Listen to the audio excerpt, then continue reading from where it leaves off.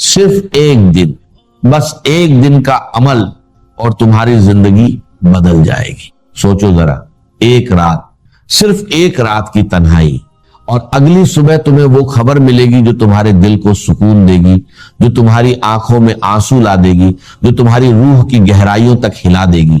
وہ خبر جو تمہیں بتائے گی کہ اللہ نے تمہاری سن لی، اللہ نے تمہاری فریاد قبول کر لی، اور اللہ نے تمہارے لیے وہ راستہ کھول دیا جس کا تمہیں کبھی گمان بھی نہیں تھا۔ یہ کوئی جادو نہیں، یہ کوئی ٹونا نہیں، یہ کوئی جادوگر کا کھیل نہیں، یہ اللہ کا وہ نور ہے جو اس کے بندے کو اس وقت ملتا ہے جب وہ اپنی مجبوری، اپنی لاچاری، اپنی تنگ دستی اور اپنی اداسی کو لے کر اللہ کے آگے سر سجا ہوتا ہے۔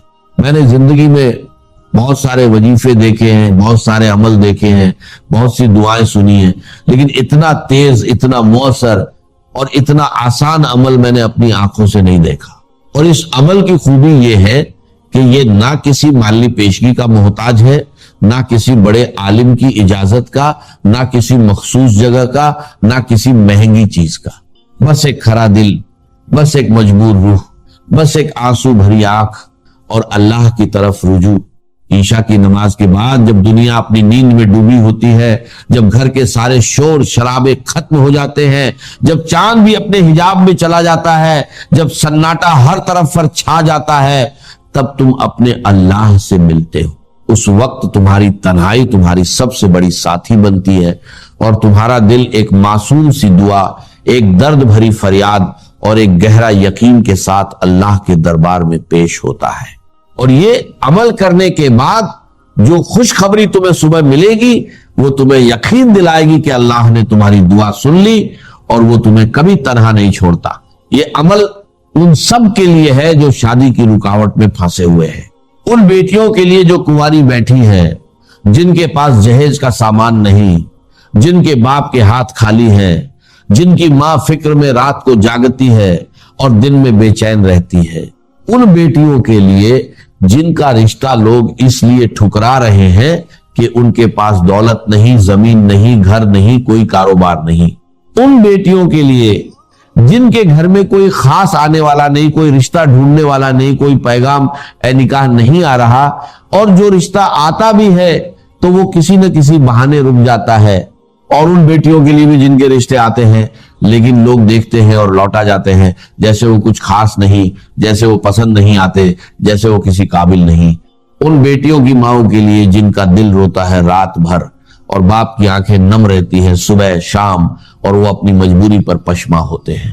اور ان لڑکوں کے لیے جو غریب ہیں، جن کے پاس نوکری نہیں، جن کے پاس زمین نہیں، جن کے پاس کوئی طاقت نہیں، اور لڑکی والے کہتے ہیں کہ ہم اپنی بیٹی کسی فقیر کو نہیں دے سکتے، ان لڑکوں کے لیے جنہیں محبت ہے لیکن وہ محبت اظہار نہیں کر سکتے کیونکہ سماج، ماں باپ اور رواج ان پر بوجھ بن گئے ہیں، ایک بوجھ جو انہیں دبا کر رکھ دیتا ہے۔ اور ان والدین کے لیے جو اپنی بیٹی کو یوں ہی دیکھتے ہیں اور کہتے ہیں کہ ہمیں تو کوئی جبرائیل امین جیسا داماد چاہیے یا کوئی وزیر اعلیٰ ہی ملے، لیکن وہ خود اپنی مجبوری کو نہیں دیکھتے۔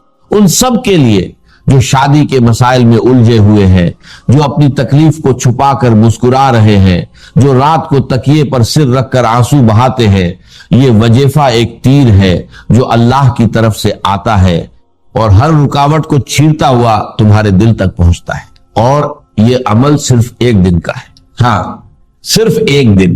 تم عشاء کی نماز پڑھو، اس نماز کے بعد جب تم اللہ کے ساتھ خاص بات کر رہے ہوتے ہو، پھر 2 رکعت نفل حاجت کی نیت سے پڑھو۔ نفل میں سورہ فاتحہ کے بعد 3 مرتبہ سورہ اخلاص پڑھو۔ قل هو اللہ احد اللہ الصمد لم یلد ولم یولد ولم یکن لہ کفوا احد۔ پہلی رکعت میں 3 مرتبہ، دوسری رکعت میں 3 مرتبہ، پھر رکوع سجدہ اور سلام پھیرو، اور سلام کے بعد اسی جگہ بیٹھے، اسی سجدہ، اسی خشوع میں کسی سے بات نہیں کرنی، کسی سے کلام نہیں کرنی، کسی کا شور نہیں سننا، صرف تم اور تمہارا رب۔ پھر درود ابراہیمی 11 مرتبہ پڑھو، وہ درود جو ہماری نماز میں ہے، جو ہمیں اللہ سے جوڑتا ہے، اور پھر یا لطیف کو 100 مرتبہ زبان پر لاؤ، دل کو اسی میں مشغول رکھو، اور हर बार सोचो कि तुम किसको पुकार रहे हो, उस अल्लाह को जो अपनी मखलूक पर इतना लतीफ, इतना मेहरबान और इतना नरम है कि उसकी रहमत का कोई अंदाजा नहीं।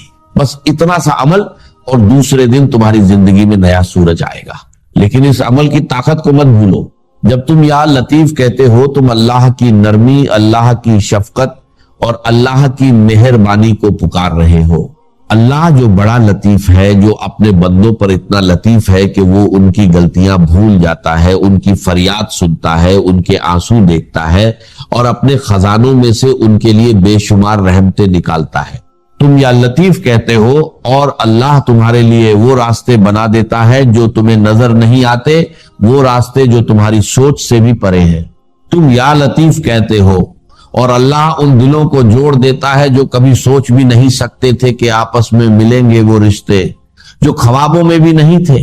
तुम या लतीफ कहते हो और अल्लाह तुम्हारे रिश्तों की उलझन को सुलझा देता है, वो उलझन जो महीनों बरसों से चल रही थी। तुम या लतीफ कहते हो और अल्लाह तुम्हारे दुश्मनों को दोस्त बना देता है और तुम्हारे रास्तों की कांटे हटा देता है। और ये अमल सिर्फ नाम के काम नहीं, ये अल्लाह के हुजूर में एक मजबूत रुजू है, एक गहरा तवस्सुल है, एक सच्ची लगन है। क्योंकि ये वजीफा उन्हीं लोगों के लिए है जो अपनी मजबूरी में रहते हैं, जिन्हें जिंदगी में बहुत ठोकरें मिली हैं, जिन्हें दुनिया ने बार बार बोला कि तुम काबिल नहीं हो, तुम्हारे पास कुछ नहीं, तुम्हारा रिश्ता नहीं हो सकता, तुम्हारी शादी नहीं हो सकती, तुम तो यूं ही रहोगे। उन्हें ये वजीफा सबसे ज्यादा अपना देता है, सबसे ज्यादा मोहब्बत करता है, क्योंकि ये उनकी उदासी को खुशी में बदलता है, उनकी नाकामी को कामयाबी में और उनकी अकेलापन को एक साथ का सुकून। सोचो जरा, एक बेटी जो बरसों से कुंवारी है, उसकी माँ रोज फजर की नमाज में रोती रहती है और उसकी आंखों से आंसू टपकते हैं जब वो अपनी बेटी की तरफ देखती है। उसका बाप रोज अपनी कमी को नापता है और सोचता है कि अगर मेरे पास पैसा होता तो रिश्ता हो जाता, अगर मेरे पास घर होता तो रिश्ते वाले लौट कर नहीं जाते। लेकिन इस अमल की बरकत से वो बेटी एक रोज इतनी खुशखबरी सुनेगी कि उसकी मां की आंखें नम हो जाएंगी खुशी से और बाप अपनी हर कमी को भूल जाएगा, क्योंकि अल्लाह ने उसकी कमी को अपनी रहमत से पूरा कर दिया। और वो लड़का जो पूरी उम्मीद हार चुका था, जो सोचता था कि मेरी शादी कभी नहीं होगी, वो भी एक रोज उन्हीं वालिदैन के साथ बैठेगा और उनके चेहरे पर मुस्कान देखकर समझेगा कि अल्लाह ने उसका रिश्ता कैसा कबूल किया, कैसी बरकत दी। तुम इस अमल को चांद की पहली तारीख से शुरू करो और महीने भर करते रहो। रोजाना ईशा के बाद तन्हाई में किसी खलल के बगैर इंशाअल्लाह इस महीने की आखिरी तारीख तक तुम्हारी शादी का बंदोबस्त हो जाएगा। और अगर एक महीना नहीं करना चाहते तो सिर्फ एक दिन करो, बस एक दिन, और दूसरे दिन सुबह तुम्हें खुशखबरी मिलेगी। ये वजीफा कोई नई चीज नहीं, ये पुराना अमल है जो सहाबा एक किराम से, औलिया अल्लाह से और अल्लाह वालों से चल रहा है। उन्होंने इसे आजमाया और उन्हें कामयाबी मिली। उन्होंने अपनी जिंदगी में इसे पढ़ा और देखा कि अल्लाह ने उनकी मुश्किलें कैसे हल की। तुम भी इसे आजमाओ और देखो कि अल्लाह कैसा करीम है, कितना मेहरबान है और कितना बड़ा दाता है जो अपने बंदों को कभी खाली नहीं लौटाता। ये अमल इतना तेज है कि जो लोग महीनों तक रिश्ता ढूंढते हैं, वो इस अमल के बाद कुछ ही दिनों में रिश्ता पा जाते हैं, जैसे कोई दीवार गिर जाए। जो लोग बरसों तक बेजवाजी बैठे हैं, वो इस अमल के बाद कुछ ही हफ्तों में निकाह के बंधन में बंध जाते हैं, जैसे कोई जंजीर टूट जाए। और जो लोग मजबूरी में जहेज का सामान नहीं ला पाते, अल्लाह इस अमल की बरकत से कहीं से न कहीं से सामान पहुंचा देता है। या तो कोई रिश्ते वाला खुद सब कुछ कर देता है, या अल्लाह किसी और जरिए से उनकी जरूरत पूरी कर देता है, या कोई करीबी रिश्तेदार मदद कर जाता है। ये अमल ऐसा है कि इससे अल्लाह बंदे की तरफ रुख करता है और उसकी तरफ से रहमतें बरसती हैं। इस अमल का एक और बड़ा फायदा यह है कि इससे रिश्तों में मोहब्बत भी पैदा होती है। वो सच्ची मोहब्बत जो सिर्फ अल्लाह की रहमत से आती है। अक्सर देखा गया है कि जहां रिश्ता हो जाता है वहां आगे चलकर इनकम्पैटिबिलिटी आती है, आगे चलकर झगड़े शुरू हो जाते हैं, आगे चलकर तलाक की नौबत आ जाती है। लेकिन इस अमल की बरकत से शादी के बाद भी दिलों में मोहब्बत, मेहरबानी اور سکون رہتا ہے جیسے کوئی گہرا دریا جو کبھی نہیں سوکھتا، کیونکہ تم نے اللہ سے پکارا تھا کہ مجھے نرمی دے، مجھے سکون دے، مجھے محبت دے، مجھے ہمدلی دے، اور اللہ اپنا یا لطیف نور تمہارے رشتے میں ڈال دیتا ہے، وہ نور جو ہر کھٹام کو دور کر دیتا ہے، ہر آگ کو بجھا دیتا ہے، پھر وہ رشتہ کبھی نہیں بگڑتا چاہے کتنی مشکلیں آئے۔ اللہ کی رحمت ان سب کو بے اثر کر دیتی ہے۔ تم اس عمل کو بڑے دل سے کرو اور یقین رکھو کہ اللہ تمہاری سن رہا ہے۔ نہیں، وہ صرف سن نہیں رہا، وہ تمہاری طرف دیکھ رہا ہے، تمہاری مجبوری کو سمجھ رہا ہے، وہ تمہاری ہر فریاد، ہر اداسی، ہر بے چینی، ہر تنہائی، ہر رات کے آنسو کو جانتا ہے، وہ تمہارے آنسو دیکھتا ہے جو تم رات کو بھیگتے ہو جب تم سوچتے ہو کہ کوئی نہیں دیکھتا، وہ تمہاری سوچ جانتا ہے کہ تم کیسے اپنے رشتے کے بارے میں فکر کرتے ہو، اور تمہاری ماں باپ کی فکر کو بھی جانتا ہے۔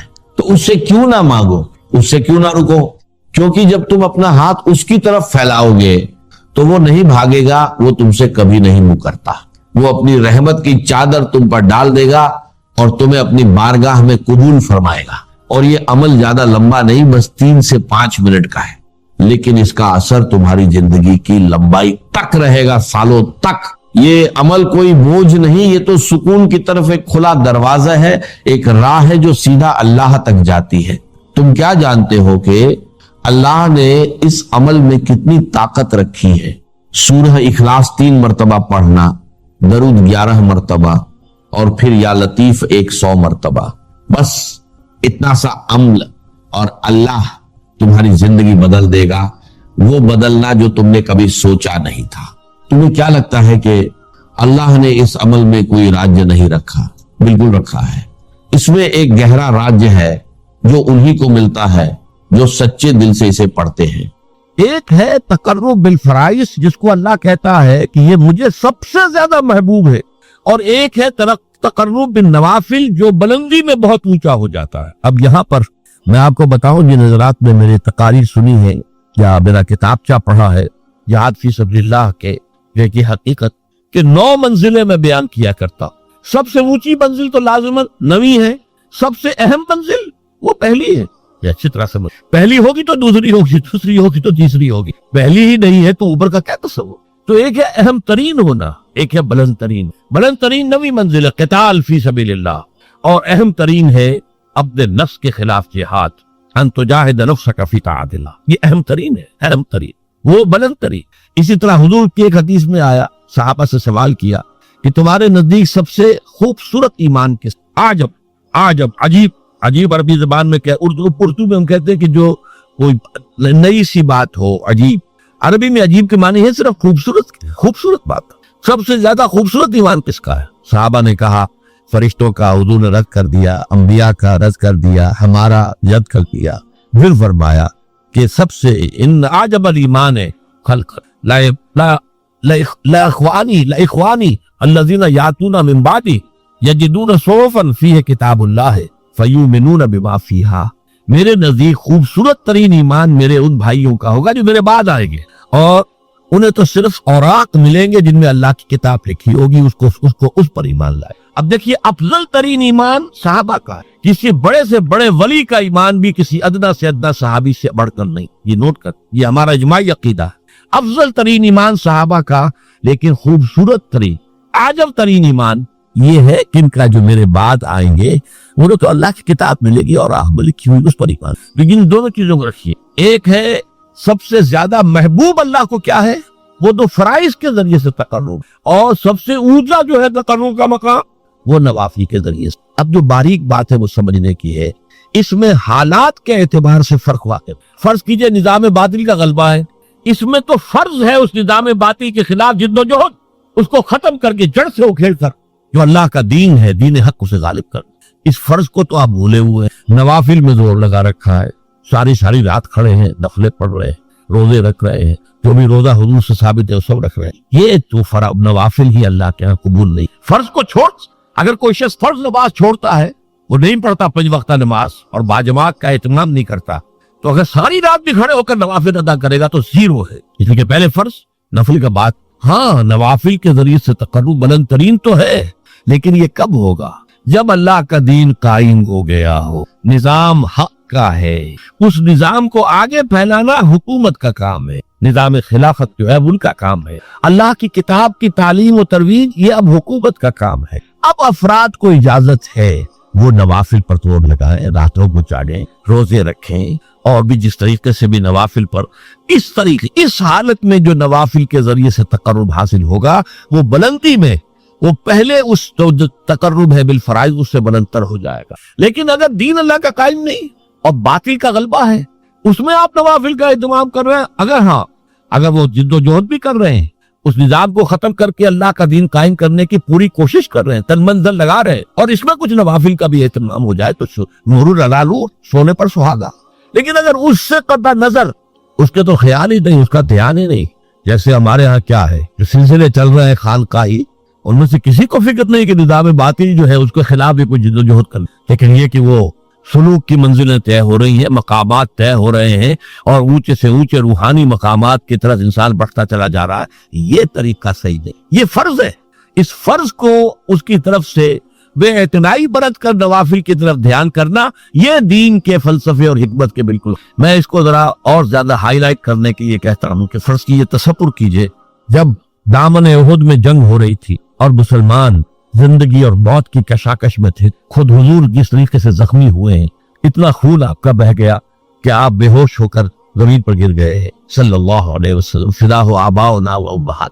अगर उस वक्त कोई शख्स मस्जिद नबवी में बैठा हुआ नवाफिल पढ़ रहा है खड़ा हुआ, या वो कोई नात जो है पढ़ रहा है, या कोई बैठ के तस्बीह कर रहा है, तो उसके बारे में क्या राय है आपकी? वहां तो हुजूर और सहाबा जान की बाजी लगाए हुए, और यहाँ ये नवाफिल में लगा हुआ है, तो वो नवाफिल तो जीरो नहीं हुए, बल्कि उससे भी मनफी वैल्यू उसकी हो जाए, वो मुनाफिक शुमार हो। इसी तरीके अगर दीन का गलबा है और निजाम खिलाफत कायम है, तो बहुत से फराइज उस निजाम खिलाफत के जिम्मे चलेगा, इंडिविजुअल उससे बरी हो जाते। उस निजाम खिलाफत को जब जरूरत होगी कि फला महाज पर 10,000 आदमी चाहिए, वो 10,000 आदमी निकल आएंगे, तो बाकी सब की तरफ से फर्ज किफाया अदा हो गया। वो घरों में सोए या रात भर खड़े रहे, नवाफिल रखे पढ़े या रोजे रखे, बिल्कुल ठीक है, या किसी इल्मी काम में लगे रहे, तफसीर लिखने में लगे रहे, हदीसें जमा करने में लगे रहे, फिक़ह की बहसें जो है वो करने में लगे रहे, ठीक है, बिल्कुल सही है।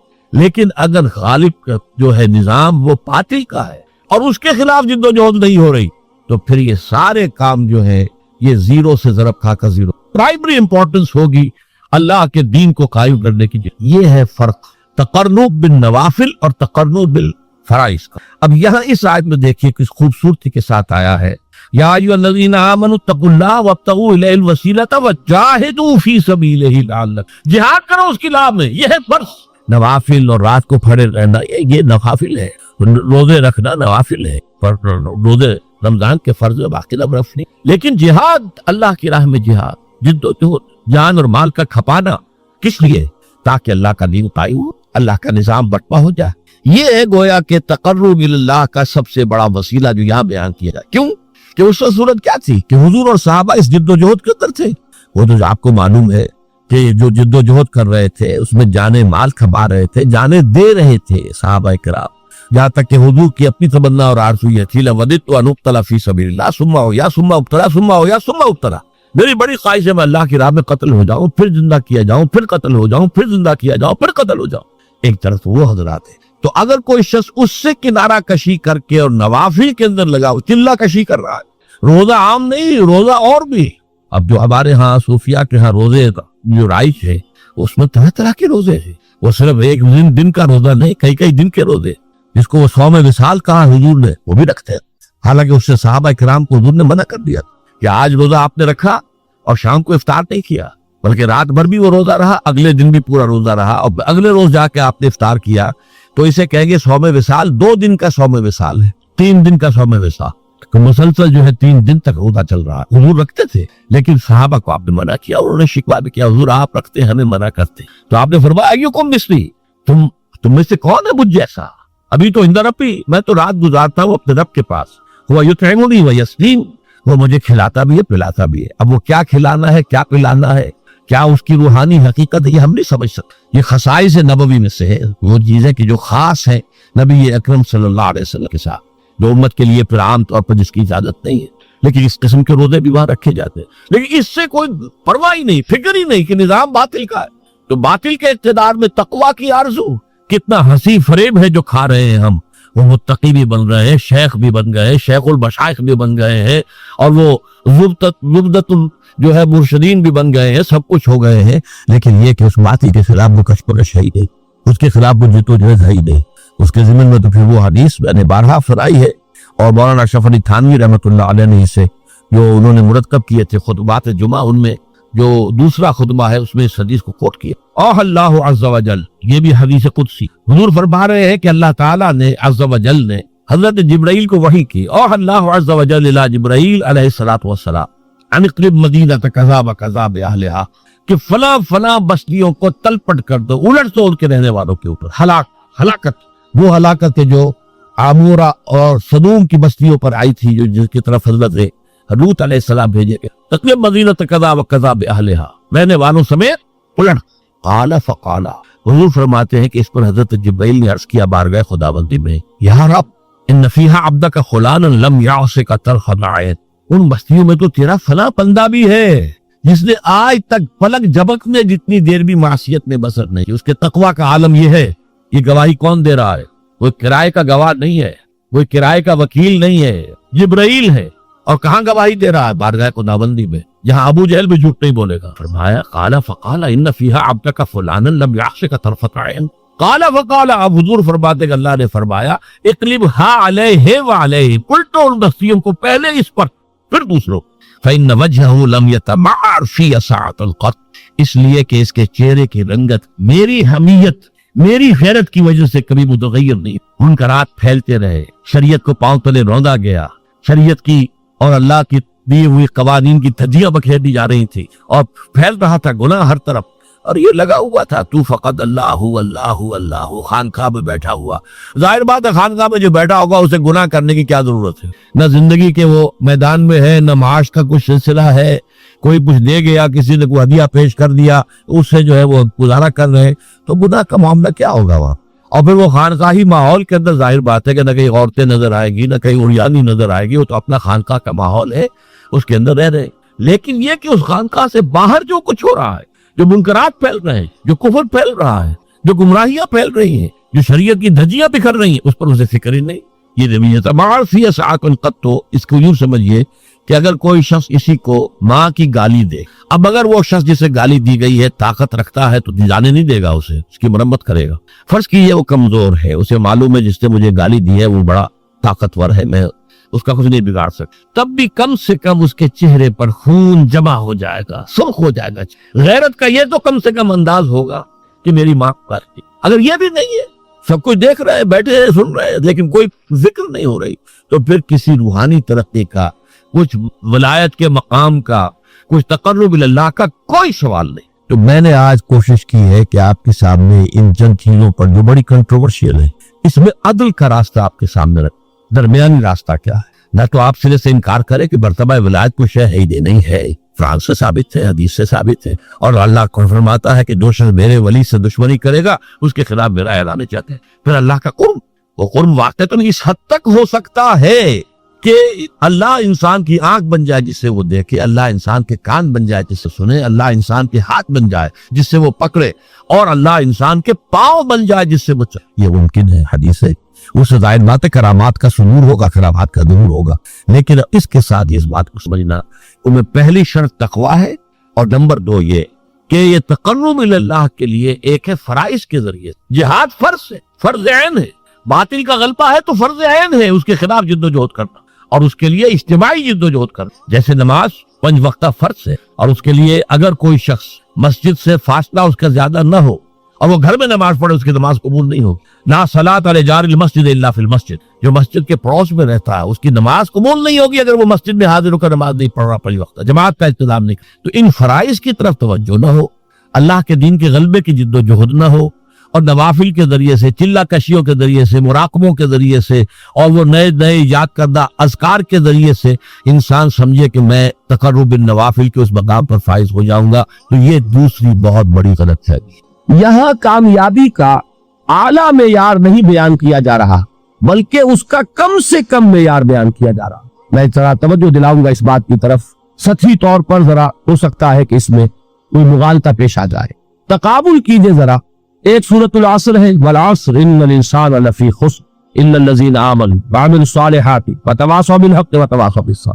ایک سورۃ التین ہے، والتین والزیتون وطور سینین وہذا البلد الامین لقد خلقنا الانسان فی احسن تقویم ثم رددناہ اسفل سافلین الا الذین آمنوا وعملوا الصالحات فلہم اجر غیر ممنون۔ اب ان کا تقابل کیجئے۔ سورۃ العصر یہ بتا رہی ہے کہ سب لوگ تباہی میں ہیں سوائے ان کے جو 4 شرطیں پوری کریں۔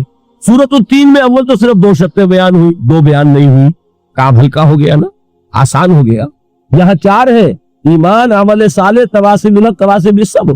وہاں ہے ایمان اور عمل صالح صرف۔ نمبر 2 یہ کہ وہاں فرمایا گیا فَلَهُمْ أَجْرٌ غَيْرُ مَمْنُونٍ، ان کے لیے تو بہت بڑا اجر ہے جس کا سلسلہ کبھی منقطع نہیں ہوگا۔ اور یہاں کہا جا رہا ہے وہ کامیابی ناکامی سے بچ جائیں گے۔ مستثنا ہے کس سے؟ ان الانسان لفی خسر۔ یہ بالکل ایسے ہی ہے جیسے کہ کسی کو آپ بچے کو، طالب علم کو کہیں محنت کرو، کوشش کرو، فرسٹ ڈویژن میں پاس ہو جاؤ گے، اور کسی سے آپ یہ کہیں کہ محنت کرو، کوشش کرو ورنہ فیل ہو جاؤ گے۔ اب ان دونوں کے درمیان جو فرق ہے وہی فرق ہے سورۃ التین میں اور سورۃ العصر۔ سورۃ العصر ناکامی سے استثناء کو بیان کر رہی ہے اور وہاں 4 شرطیں ہیں، اور سورۃ التین یہ اعلیٰ درجات کا بیان ہو رہا ہے اور 2 شرطیں ہیں۔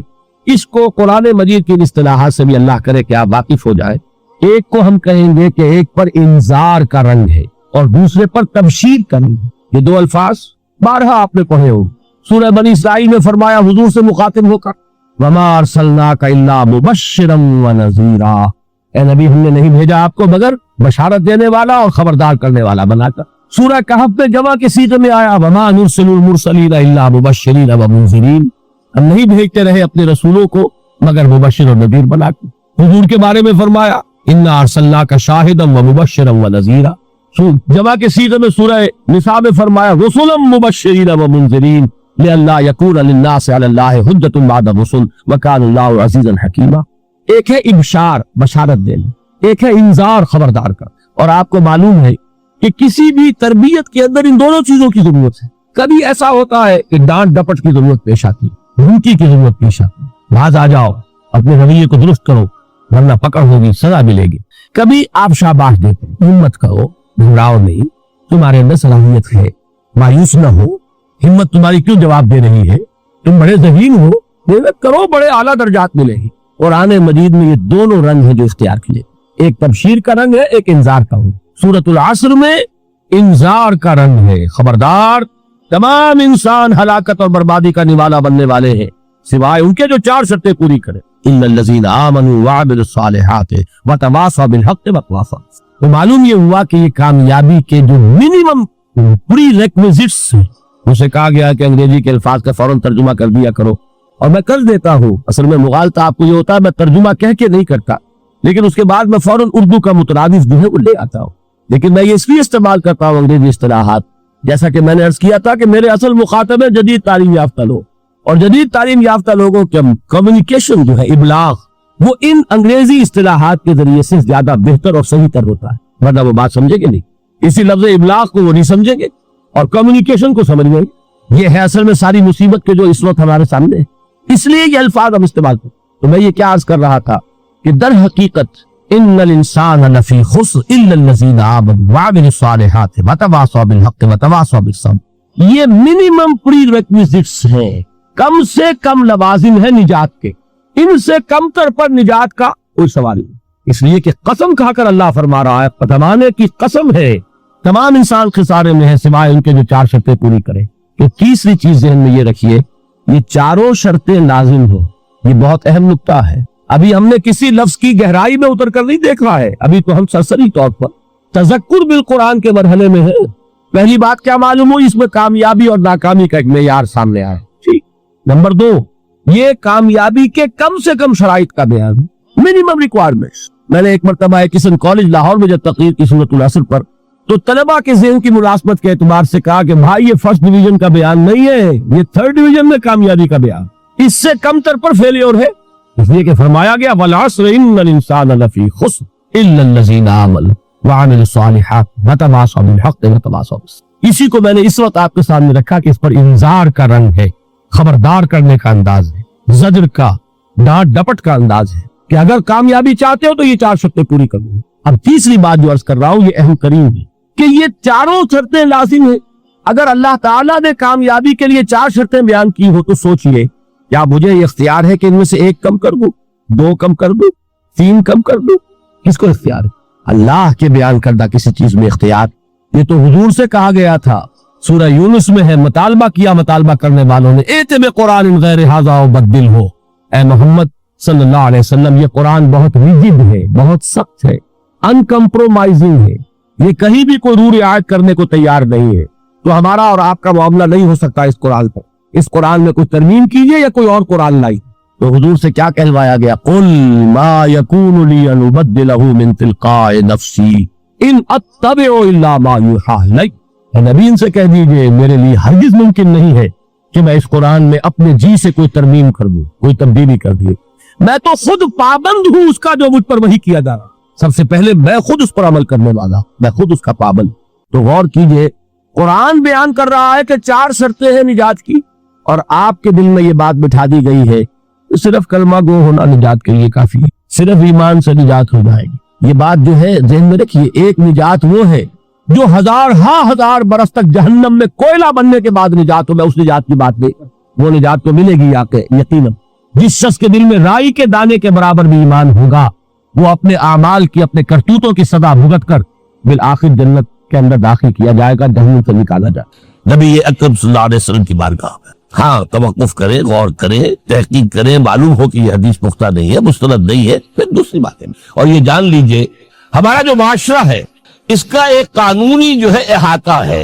ये भी सूरह हुजरात की पहली आयत है, या अय्युहल्लज़ीना आमनू ला तुक़द्दिमू बैन यदयिल्लाहि व रसूलिही। अल्लाह और उसके रसूल के अहकाम का दायरा है, उसके अंदर अंदर रहो, बाहर नहीं निकल सकते। लेकिन इस दायरे के अंदर एक मरकजी शख्सियत, जिसकी दिल आवेजी, जिसका हुस्न सुलूक, जिसका हुस्न किरदार, जिसका हुस्न अखलाक मरकज बन जाए, तमाम लोगों की जज्बाती मोहब्बत का मरकज बन जाए, अगर ये नहीं होगा तो माशरा मजबूत नहीं होगा। महज कानून और दस्तूर पर माशरा मजबूत नहीं होता। किसी शख्सियत, अब आपको मालूम है आखिर हिंदुस्तान के माशरे में गांधी का एक मकाम है कि नहीं है? आखिर ये सारा मामला चल रहा है उसी के गिफ्ट के नहीं, माओ से तुम के मामला है कि नहीं है? ये सारा मामला दुनिया में आम लोग कह देते, रैशनलिस्ट लोग, कि इन चीजों की क्या जरूरत है भाई, कानून देखना चाहिए, दस्तूर देखना चाहिए, हुक्म देखना नहीं। भाई जज्बाती वाबस्ते, एक हस्ती तो ऐसी हो कि जिसके कुछ कहने पर फौरन दबाने बंद हो जाए। और इसका नक्शा मैं सऊदी अरब में देखता हूं, अगर वहां के 2 बद्दू लड़ रहे हो सख्त और एक दूसरे को खाने को दौड़ रहे हो, कोई शख्स कहते सल्ले अन नबी, फौरन खामोश। मालूम होता है आग के ऊपर किसी ने पानी डाल दिया, खामोश, सल्ले अन नबी, सिर्फ ये कहने से। ये जज्बाती वाबस्तगी अगर मोहम्मद से नहीं है सल्लल्लाहु अलैहि वसल्लम, तो आपका माशरा कभी मजबूत नहीं।